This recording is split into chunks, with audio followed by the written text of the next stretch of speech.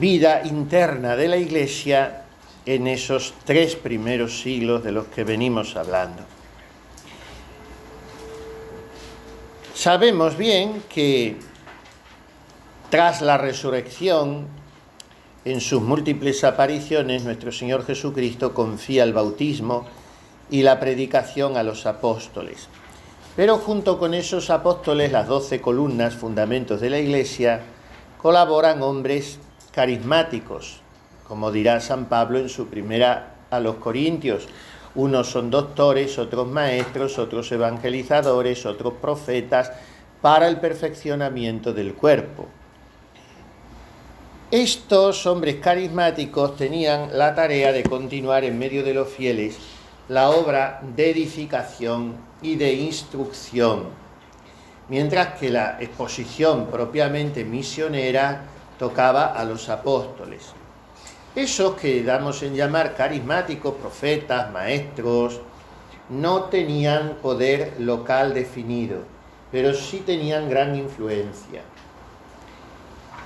Ahora, los apóstoles se limitan a los 12. A veces a los evangelistas se les identifica con los apóstoles, que son los otros 2, Marcos y Lucas. En las comunidades pagano-cristianas del principio, donde estaban todavía mezclados, ya encontramos los nombres episcopoi, presbiteroi, diaconoi, que es el plural, como sabemos, del griego, a los que se confiaba la misión con una consagración especial. Y esos carismáticos van pasando a un segundo plano hasta casi desaparecer. Vamos a ver los 3 grados en esta vida interna de la Iglesia en los 3 primeros siglos, de esos los 3 grados del sacerdocio, y dejar aparte a esos maestros, profetas, evangelizadores, que era una cosa más abstracta, según los presenta San Pablo en la primera a los Corintios 12, 28. Pero vamos a ver esos otros 3 grandes bloques por orden de importancia. Los episcopoi, que significa vigilantes, los obispos. En Hechos de los Apóstoles 20, 28, dice que están puestos por el Espíritu Santo para regir la Iglesia de Dios. Esto crea una jerarquía continuadora de los apóstoles. Y desde el principio la Iglesia tiene 2 grupos, dirigentes y laicos, o sea, es jerárquica. Después vienen los presbíteros. Durante el periodo apostólico se nos presentan los dirigentes de cada iglesia en número plural, con el nombre de presbiteroi, que significa ancianos, como episcopoi significa vigilantes. Entonces esos ancianos, no tanto por la edad, sino por la sabiduría, por el pondus, por la prudencia, por la ciencia y la doctrina tiene la misma raíz de doctos, o sea que en el sacerdote se busca que sea docto, que sea instruido, que sea leído, que sea letrado. En sus labios se busca la doctrina, se dice del sacerdote en la Sagrada Escritura. Bueno, pues estos ancianos formaban un colegio de presbiteroi, y el colegio de presbiterio es el presbiterio. Lo dice San Pablo en la primera Timoteo 4:14. Esta organización tiene una semejanza muy clara con las comunidades hebreas. Pensemos en el Sanedrín, era un consejo de ancianos, eran los más significados del pueblo por su sabiduría. En el periodo post-apostólico, la dirección de las iglesias adquiere ya una forma de monarquía, cuyas cabezas son los obispos. Y ya en el siglo II, la autoridad de los obispos aparece indiscutible como centro de unidad.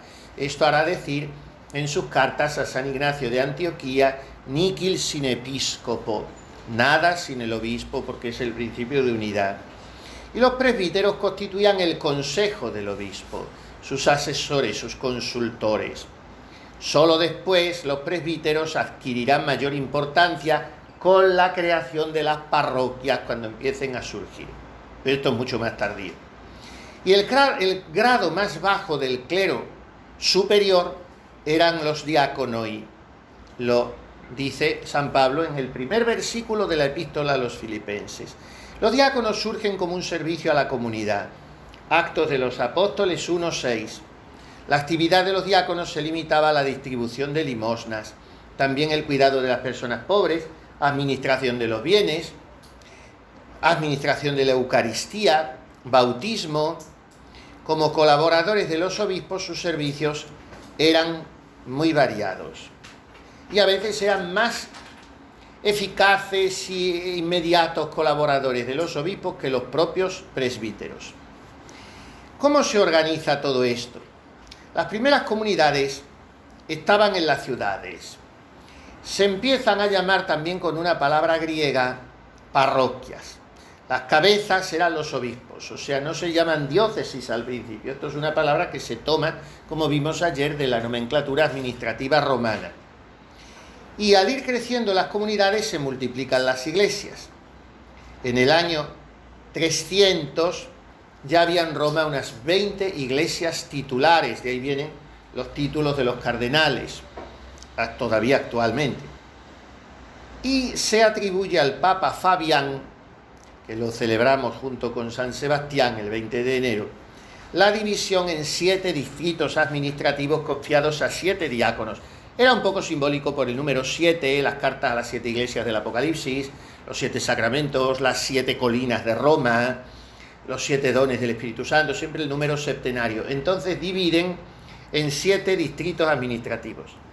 A partir ya del siglo III se empiezan a encontrar iglesias en los campos, y también de estas comunidades rurales era superior el obispo. Ya si eran diversas parroquias, constituían una provincia eclesiástica. ¿Por qué provincia? Porque se toma también la nomenclatura del imperio. El imperio se dividía en provincias. Y el representante de todas esas provincias, como actualmente, era el obispo metropolitano, que tenía a su cargo a otros obispos sufragáneos, como sucede actualmente. En Oriente se dio antes esta organización, en Occidente fue más tardía. Y desde ya la mitad del siglo II, fijémonos qué temprano todo, los obispos de una misma provincia se reunían para tratar asuntos de la provincia, en lo que se llamaban sínodos, que era hacer un camino, porque tenían que ir caminando hasta el sitio y una vez allí caminar en sus elucubraciones. Era un medio eficaz para mantener la unidad de la Iglesia, no para consensuar opiniones y genialidades que salían al paso, sino para buscar la unidad en la fe. Y por encima de esta organización provincial existían otras.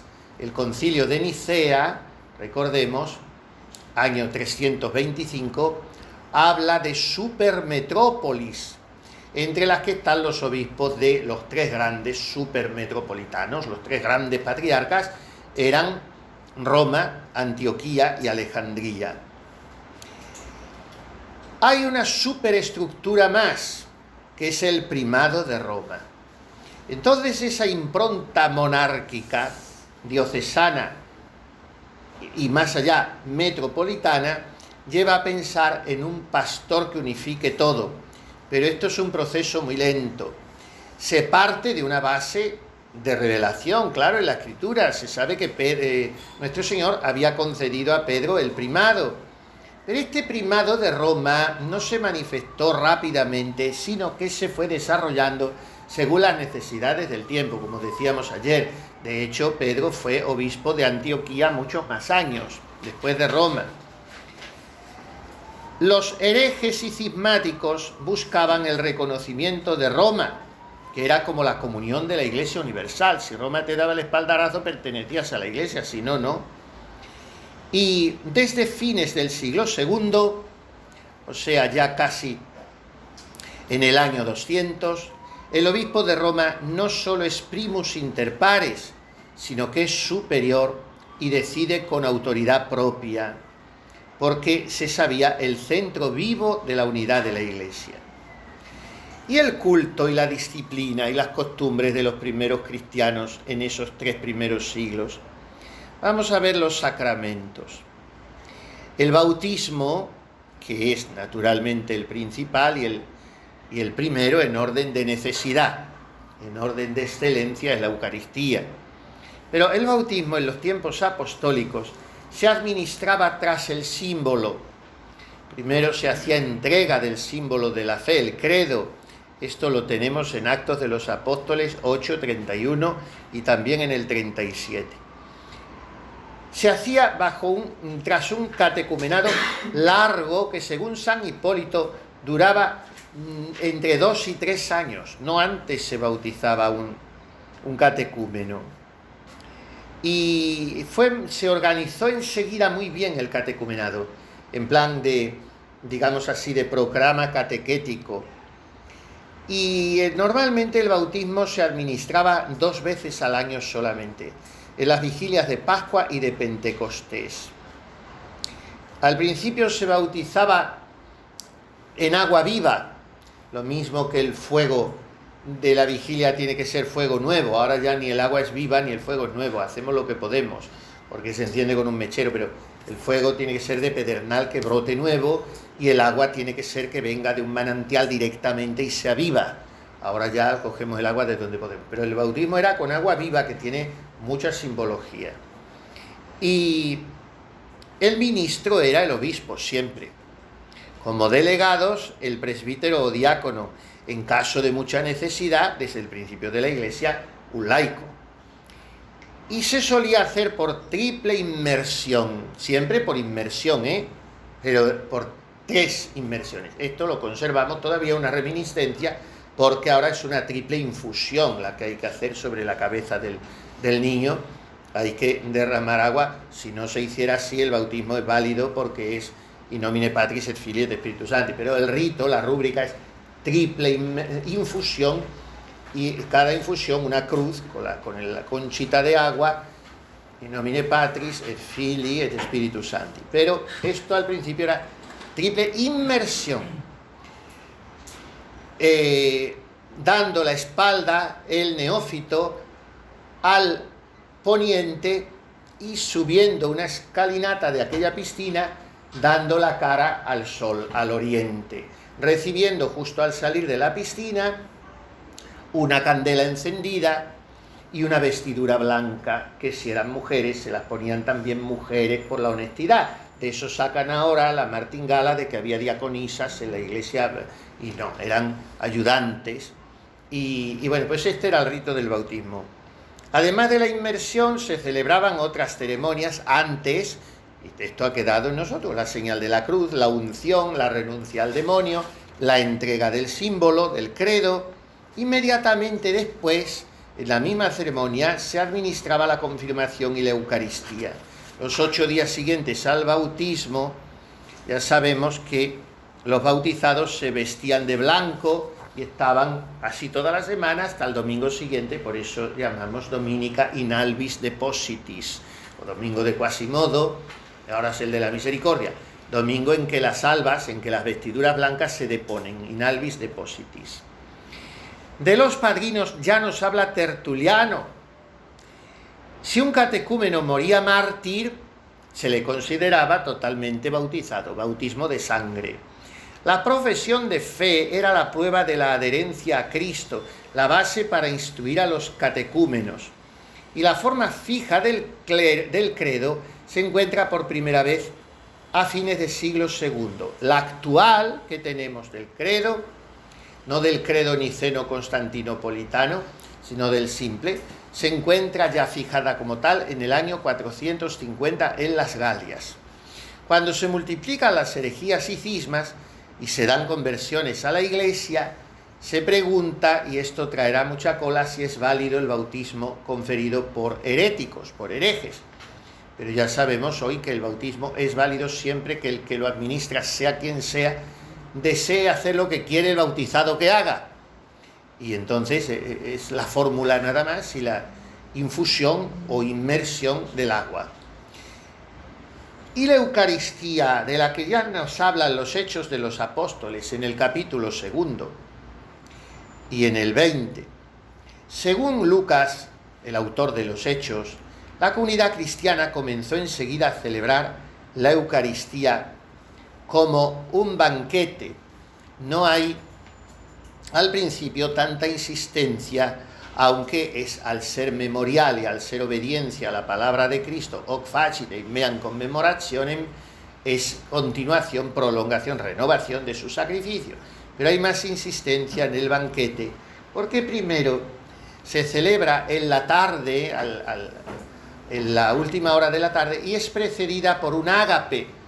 De esto procederá que San Pablo recrimina a los que en esos ágapes se dan codazos unos a otros para buscar los primeros puestos, para despreciar a los más pobres, incluso se dan excesos en esos ágapes previos a la misa, de borracheras o exceso de gula, o porque, como decimos, todo se corrompe desde el principio donde hay hombres. A través de San Justino conocemos muchos detalles. La descripción de la primera apología de San Justino es interesantísima para ver la estructura de la misa mantenida idéntica desde entonces. Y además del domingo, San Cipriano nos habla ya del sacrificio cotidiano, lo cual es una prueba para apoyarse en que posiblemente se celebraría ya diariamente en algunos lugares la Eucaristía. En cuanto a la comunión, era distribuida bajo las dos especies, y el pan consagrado se llevaba a las casas para asumirlo. La costumbre de recibirlo en ayunas aparece ya en Tertuliano, cuando se va suprimiendo ese ágape, que se mantiene, pero con autonomía propia al independizarlo de la Eucaristía. ¿Por qué se mantiene ese ágape fraterno paralelo a la misa? Porque así se asegura el cultivo de la caridad fraterna entre los cristianos. Y en ese ágape se tenía lo que después se conservó hasta hace poco en muchas parroquias. Santa Teresita habla de ello cuando iba a misa con su padre, iba siempre después a la sacristía a buscar un poco de pan bendito. Y era un rito que se hacía al final o al principio de la misa, bendecir pan, como una reminiscencia de llevar la Eucaristía a las casas que se hacía en los primeros siglos. Entonces lo que se llevaba ya, claro, sin tanta veneración, pero con cierta reverencia, era un bollito o un pedacito de pan bendito para que los que no habían podido ir a misa o los que habían ido y a lo largo de la semana no podían ir, tuvieran en su casa como un recuerdo de la Eucaristía. La bendición del pan data de aquí y se independizó, se separó siempre de lo que es la consagración, claro. A partir ya del siglo IV se prohíbe el ágape fraterno por todos los abusos que digo que se introdujeron. Pero se buscaron formas de vehicular la caridad fraterna. Y la penitencia, vamos repasando todos los sacramentos. Pues la Iglesia era llamada la comunidad de los santos y sus miembros debían tener un alto nivel de vida moral. El sello bautismal debía ser conservado intacto y eso exigía una gran severidad con los pecadores. Pero realmente un rigorismo absoluto se aplicó pocas veces, solo a algún obispo aislado. ¿Cuáles eran los pecados capitales después de los cuales la penitencia tenía que ser tremenda para volver a obtener el perdón? Y se comprende, claro, al no haber confesión, de estos pecados que voy a decir, había que estar llorando y arrastrándose hasta casi en la hora de la muerte para que te readmitieran. Si esto se aplicase hoy, pues no entraría en la Iglesia casi nadie. Y sin embargo, a muchos de los que cometen uno de los tres pecados, se les insta desde muchos ámbitos y muy altos de la misma Iglesia a comulgar. O sea, es todo una locura. Y estos pecados son idolatría. Bueno, he dicho que uno de estos pecados, pero en realidad dos, porque hoy la idolatría ha entrado también en la misma Iglesia, con esto lo decimos todo. Idolatría, asesinato y adulterio. Estos eran los tres pecados que requerían una penitencia enorme. Pero eso sí, el pecador acababa siendo readmitido a la Iglesia, después de la penitencia que le pusiera el obispo de turno. San Ireneo y San Clemente consideran la penitencia como el segundo medio de salvación después del bautismo. Otra verdad totalmente difuminada hoy en la Iglesia actual.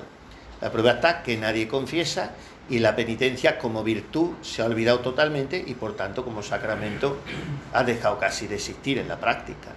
Una situación absolutamente dramática de hoy del demonio hasta dentro de la Iglesia. Pero los santos la consideran así, la penitencia, el segundo medio de salvación. Nunca dicen que sea un medio de salvación la misericordia. Ese vocabulario no ha existido nunca en la Iglesia. Es la penitencia, porque la misericordia existe a raudales de parte de Dios nuestro Señor, pero previa a la penitencia nuestra. Dios no obliga a nadie a recibir la misericordia velis nolis. Hay que pedirla, hay que arrepentirse, y entonces viene ilimitada la misericordia, pero sin penitencia no hay perdón, dice Santo Tomás de Aquino. Entonces hubo algunos rigoristas para admitir a la penitencia, pero la praxis de la Iglesia general era conceder la penitencia a quien la quería, pero solo una vez en la vida. Después de estos pecados, claro, se comprendía que el que fuera reincidente en el asesinato o en el adulterio o en la idolatría no se estaba tomando la cosa en serio. Por tanto, el cristiano entonces era muy exigente. Después de su bautismo, muy exigente, porque no le convenía cometer un pecado de estos, porque ya sabía lo que le esperaba. Y después de un pecado de estos, si había tenido la dicha de ser readmitido, más exigente todavía, porque no podía cometerlo otra vez. Entonces, para ser admitido, el reo debía confesar su pecado y hacer pública penitencia largamente, a veces casi hasta la hora de la muerte. Se vestían de saco, ayunaban, oraban, daban limosna. En el caso de que el pecado fuese público, la confesión era pública. Si era privado, la idolatría más bien, porque el adulterio y el asesinato rara vez son públicos, el asesinato más fácilmente, pero en fin, si el pecado era privado, la penitencia era secreta, pero la confesión era secreta, mejor dicho, pero la penitencia que se les ponía y la absolución que se les daba, esto era siempre público, porque tenía un sentido medicinal para que lo viera el resto de la asamblea y sirviera de aprendizaje y de escarmiento. La absolución la impartía el obispo con imposición de manos ante toda la comunidad que mientras estaba en oración. Para la remisión de pecados más leves eran suficientes otros remedios, como la oración, la limosna, el ayuno. Y esos días de ayuno o los días de fiesta, ¿cuáles eran? Ya en el Antiguo Testamento estaba el Sabbat, el sábado. Pero los cristianos también, como los judíos, tenían un día semanal de ayuno. Los cristianos ya no iban a dedicar al Señor el día séptimo, el sábado, sino el día primero, el domingo, dies dominica. Era un día especial que se distinguía con la Eucaristía, con el descanso. Y en cuanto al ayuno, la didache, la doctrina apostólica, nos habla de 2 días, los miércoles y los viernes. Respecto a las fiestas anuales, los cristianos recogen las 2 principales del Antiguo Testamento, la fiesta de Pascua y la fiesta de Pentecostés, claro, totalmente readaptadas. La Pascua, ya no era la liberación de los israelitas pasando el ángel exterminador por sus casas y en las que viera los dinteles y las jambas untadas con la sangre del cordero pasaba de largo, sino que ahora era la resurrección de Jesucristo. Pentecostés ya no era la fiesta de las tiendas a los 50 días, sino ahora era la efusión del Espíritu Santo. La fiesta de la Epifanía del Señor, desde principios del siglo III, se recoge en Oriente. ¿Pero qué se celebraba propiamente en la Epifanía en Oriente? Epífane, sabemos que es manifestación a todos los pueblos. Pero esa Epifanía no era tanto para los orientales, la conmemoración de la adoración de los santos Reyes Magos, sino el bautismo del Señor. Por eso nuestra fiesta de la Epifanía reúne 3 cosas tomadas de la liturgia oriental, 3 misterios juntos, en todas las antífonas del breviario, en todo están los 3 misterios juntos. La adoración de los magos, el bautismo del Señor y las bodas de Caná, porque son las 3 manifestaciones públicas del Señor. La Epifanía, entendida como ahora nosotros la entendemos en Occidente, comienza ya después de Constantino, en el siglo IV. Y con la Pascua, ¿qué pasaba? Aquí era el lío. Y aquí vinieron las controversias, porque no se celebraba igual en Oriente que en Occidente. En Roma y en el resto de Occidente se celebraba el domingo siguiente al 14 de Nisan, porque el Señor había resucitado el domingo. El 14 de Nisan viene a ser traducido nuestro 7 de abril. Por eso nuestro Señor murió en primer viernes, porque el 14 de Nisan era viernes. Si lo pasamos a nuestro calendario es 7 de abril, si un 7 es viernes es el primer viernes de mes. Por eso el Señor murió el primer viernes y por eso los 9 primeros viernes, porque murió un viernes y porque estuvo en el seno de su madre 9 meses. De manera que los 9 primeros viernes de mes son los dos misterios, la encarnación y la redención. En Oriente se celebraba invariablemente la Pascua el 14 de Nisan, cayese cuando cayese, ni que fuese martes ni jueves. Era el día justo en que había muerto el Señor. En Occidente se cogía el domingo más cercano a ese día, la Pascua.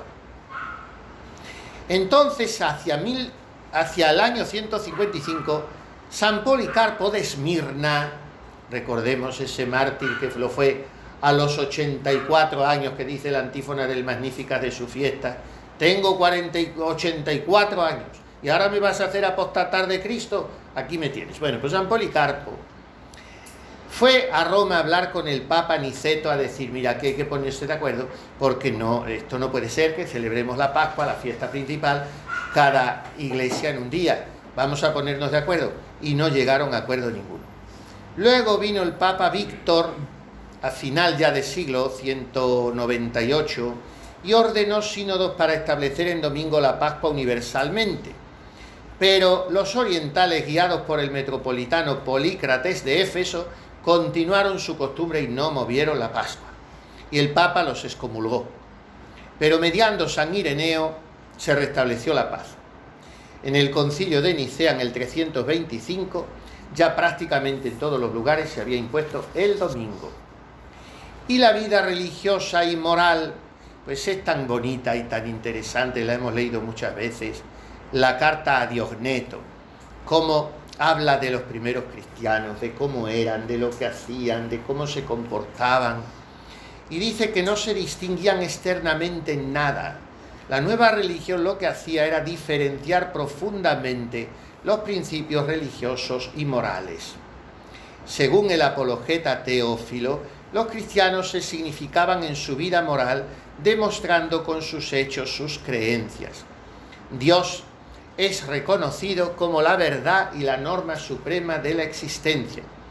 En cuanto a las oraciones de los cristianos, aparte del culto común, cultivaban la oración privada y doméstica en 5 momentos, que son los mismos nuestros. De ahí viene el oficio divino, de ahí toma San Benito su estructuración del Opus Dei, como le llama. Por la mañana serían nuestros laudes, la oración los cristianos hacían en 5 momentos del día. Y de ahí lo toman también los musulmanes. Por la mañana los laudes serían nuestros, por la tarde las vísperas. Una hora menor, que sería sexta o nona, antes de comer, y después a medianoche completas y al canto del gallo maitines. Esto es la traducción nuestra. Los cristianos cada vez menos, o por no decir nada, tomaban parte en los espectáculos públicos. De ahí vinieron luego las prohibiciones de los papas con el correr de los siglos a las corridas de toros y todas esas cosas, y no daban culto al cuerpo los cristianos. No iban a saunas ni a gimnasios, ni usaban maquillajes las mujeres, ni se arreglaban mucho el pelo porque tenían que ir cubiertas con velo, en fin. Y eran gente pues muy sobria.